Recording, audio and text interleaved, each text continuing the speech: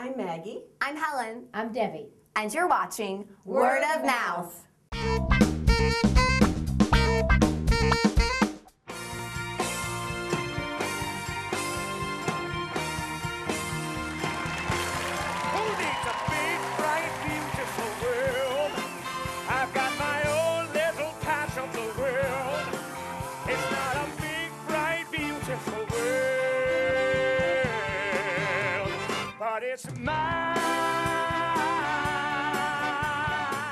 Tonight we saw Shrek the musical. Shrek is our favorite ogre.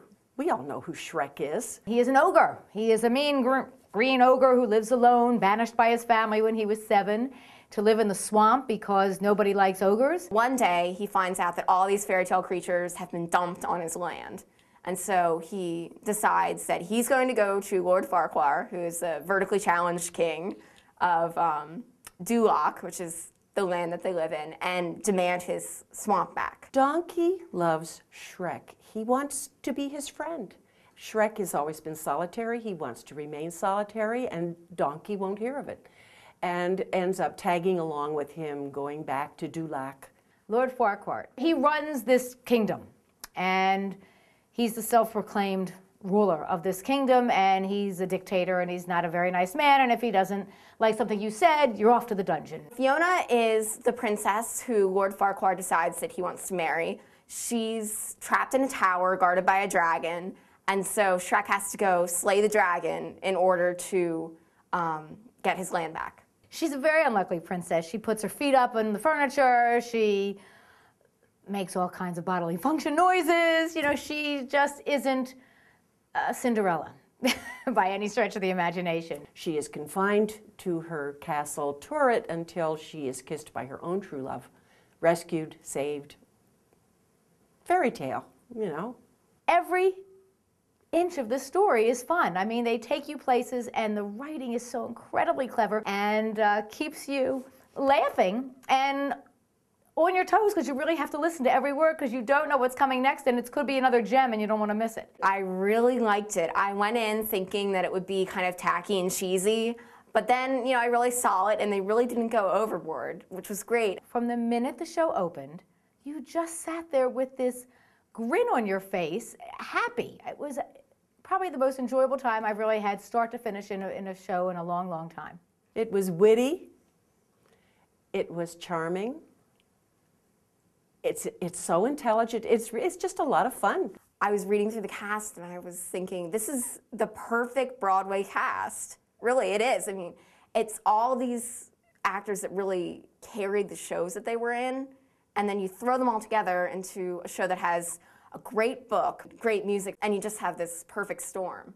Brian Darcy James plays Shrek. He was fantastic. I mean, you just love him from the moment he is on stage. He's mean and he's nice and he's cute and he's funny and he's this and he's sad, and you just go with him wherever he goes. And it was nice. He wasn't doing an impression of Mike Myers. He just kind of took the character and made it his own. Daniel Breaker plays Donkey to a fare-thee well. The man has a wonderful voice. He has great style and presence, and his facial expressions are fabulous. Daniel Breaker, who played Donkey, did not, according to his bio, watch the movie. So he was not influenced by Eddie Murphy, who I think would have been tremendously influential had he seen it, and he really, as a result, makes the character his own. He doesn't do the voices that Eddie Murphy does. He really becomes himself and is wonderful every time he's on stage. Everybody loves Sutton Foster. Her voice is great. Without giving too much away, there's a dance number in the beginning of the second act that is hilarious. She really does steal the show. She gets to display all of her talents, even her tap dancing ability. She gets to sing. She's a wonderful comedian. And it's just Sutton Foster having a good time and giving you a good time while she's doing it. Chris Siebert as Lord Farquhar is totally hysterical. He can do more with a flip of his hair. I mean, we couldn't get over everything he did, between raising an eyebrow, flipping his hair. He was really hilarious, and it really does take a lot to be doing a show on your knees. And I just thought that he was really great. It's the first time I've been to a show in a long time where I enjoyed the entire score. Usually you go to a show and there's one or two songs that'll grab you. But I would say practically every song in this score was fun. I'm still waiting for a musical that's going to blow me away musically, but I liked the songs. They did what they had to do. It was a lot of different kinds of music, and it wasn't kind of sticking to a formulaic. I had a smile on my face from the time the show started till it was over. I just was thoroughly entertained. I did like the show, and I really thought I would not, and I was just dead set against it. And then it really surprised me, and I really did like it. The best thing about the show is the joy. It's a festival. It's just happy. It's a gift.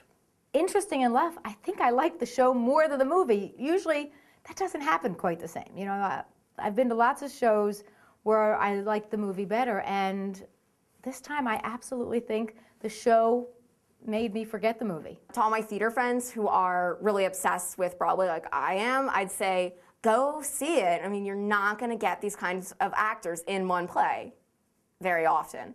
And my friends who aren't obsessed with theater, I'd say it's funny. Go see it. If you like the movie, you'll like this. I enjoyed it so much, I want to go back again and take my family. And my kids are grown up, and I can't wait to see it with them. It's a spectacular. The costumes are beautiful. The music is enjoyable. The performances are wonderful. How could you not enjoy it? I'd have a hero's ending, a perfect time.